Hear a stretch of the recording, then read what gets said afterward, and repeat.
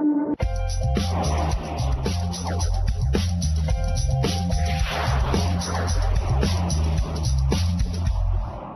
start the second topic. The second topic is the new core, dealing with work habits and expectations of the new generation of workers. So we'll start the panel now. May I first call on Mr. Vijay Deshpande of JK Tyre. And may I call on Mr. Siddiqui of Maruti Suzuki. Next may I call on Samir Wadawan, Mr. Samir Wadawan of Coca-Cola. And finally, Ashutosh Khanna of Corn Ferry International. Yeah, good evening and a warm welcome to all of you. Gen Next, the millennials, Gen Y, call them what you will, but they are changing workplaces. They are coming in droves, in great numbers at workplaces. In fact, Business Today did take cognizance of that, and we did a cover story on the subject called Brats at Work, which was extremely well received by all the readers, and it was extremely popular, which goes to show how companies are getting impacted by this force that is entering the organization. And I would like to open this conversation with you. Yours is an organization that reaches out to a young audience. How do you see this force coming into the workplace, impacting an organization? How have you seen this change over time? We operate in 207 countries, and we saw a very wide phenomena, I think, where the millennials are coming into workforce.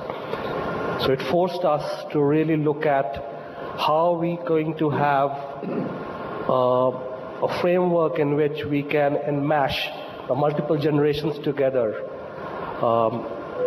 because it's extremely important for us to look at from a global perspective. Like in Asia, our all recent recruitment, we found that about 71% of them were coming out to be millennials.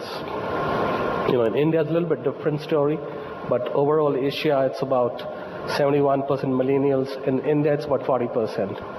And out of that, 65% happen to be women. So that really forced us to think about our whole framework of diversity. We started moving away from diversity to diversity, inclusion. So millennials became an integral part of our agenda. And I think they're trying to change the whole HR proposition, the people proposition for our organization. So it's very important that I think, we try to create a framework where these people come with a lot of individualism, a lot of achievement, a lot of passion.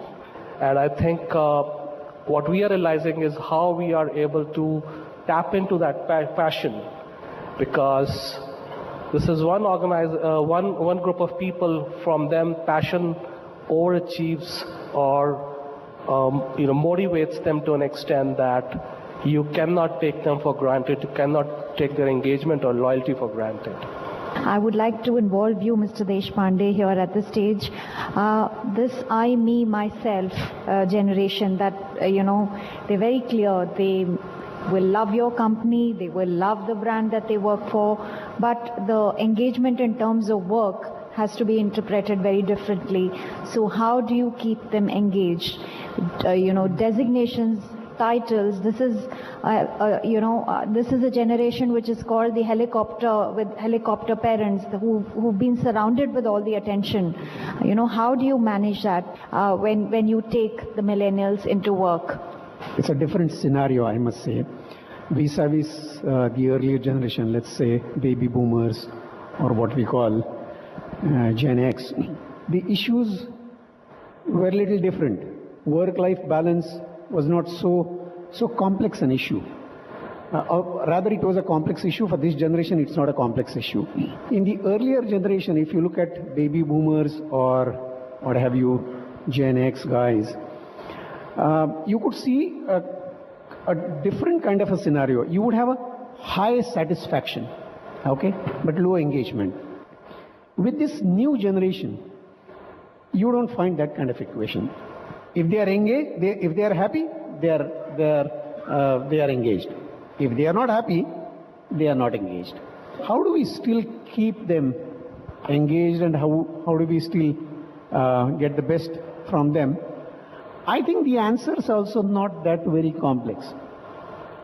You just need to know them.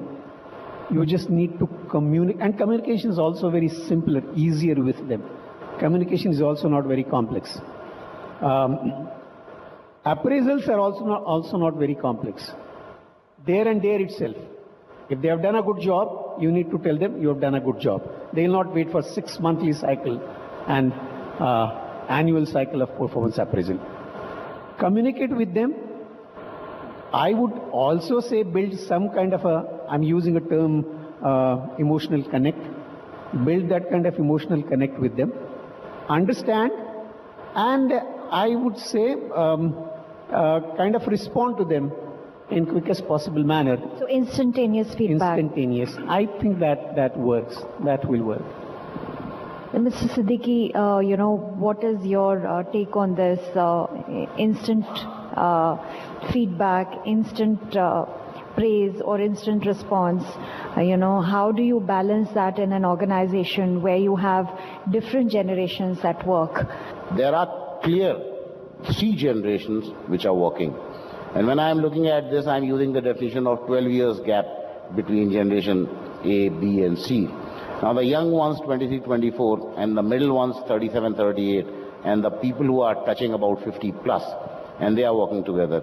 So perhaps to a great extent, this last 10 years we have been experimenting in terms of a bouquet of human resource policies rather than one size fits all. So there is a kind of a normal track for normal guys, and there is a kind of fast track for young characters, but there will be a very high competitive element to this fast track. And there will be also, for your information, an extended track. Somebody who missed the bus for 3, 4 years, 5 years, he can still catch the bus in the 6th year or 7th year. So there's nothing like rejection. We look at this bouquet of human resource policies.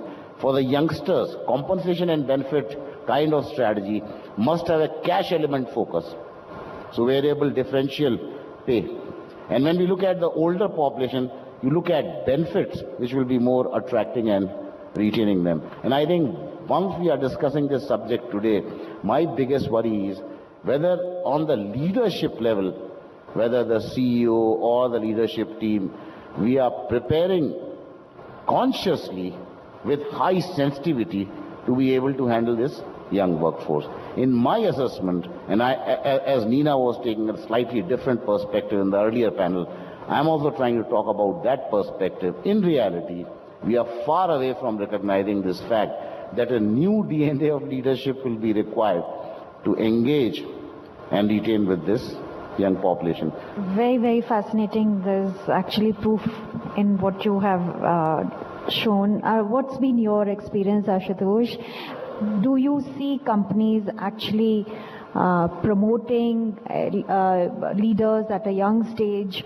Are they kind of groomed, and are they ready to take on the responsibility? Because it is not only about personal achievement after a point, it is about carrying a team with you. So, how does it play out? So, I don't think companies understand this reality. There is no preparation organizations have for looking at the middle or the getting into the leadership role, coaching the bosses of the millenniums into how to deal with it. Let's understand, this is a generation that's been told you can be what you want to be. Everybody gets a certificate, everybody gets a trophy, everybody wins, no one's a loser. Yeah?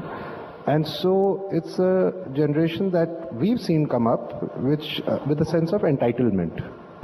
This is a generation that perhaps when they enter the workforce have no clue what they want to be. And they, I think, spend the first 5-7 years discovering what they want to be. So how do you really thereby engage with this audience that doesn't know its mind? They weren't really pushing the pedal on saying, I have to work harder to get into something. They said, okay, I'll join a BPO. What's the problem? I'm not going to be without a job. So I think this entire economy booming has actually made jobs very, very easy.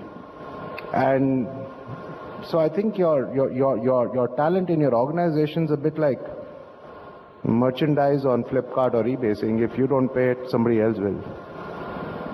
Yes. So I don't know how you deal with that. So. Yeah. You know, one of the typical challenges that organizations or many people articulate is that earlier a manager went through the paces. So therefore, in some senses, emotionally, he or she was a lot more evolved by the time they reached a stage where they could take on a leadership role and they could groom people in a hurry. Here, with multitasking and all of that and different age groups colliding in a workplace, how do you ensure that these qualities are built, a person is ready to take on leadership roles at a young stage? You know, to a great extent, I think it will be coming out of first the kind of leadership ethos you bring and offer to your people. And then second perspective will be the work culture, the work environment. First of all, instead of criticizing, we should handhold. So we have a buddy system, we have a mentoring system. At the shop floor, we have an umbrella mentoring system. One senior supervisor will take 5 young blue-collar workers and will take care of them at work and at family, personal and professional both. Same thing in the kind of offices when we look at this buddy system. Then we'll have to prepare for allocating those 4 or 5 to a 3-4 year old senior in Maruti who knows what is happening in life, who knows what are the ground realities, but who's also like them. So buddies handle them, usher them into. That's the kind of onboarding process, I think, which can help to a great extent. I need to really commend you and the organizers, Business Today and the SRM, for having organized this. This will give you more interaction, opportunity to network, and also to gain in-depth knowledge about what is happening in the area of human capital. I'm very happy to be associated with this event conducted by Business Today. See, one thing what I am able to gather from many of the participants is they feel that they have a lot of takeaways. So these are all offbeat topics being considered by Business Today in association with SRM University. So that way they are able to learn a lot.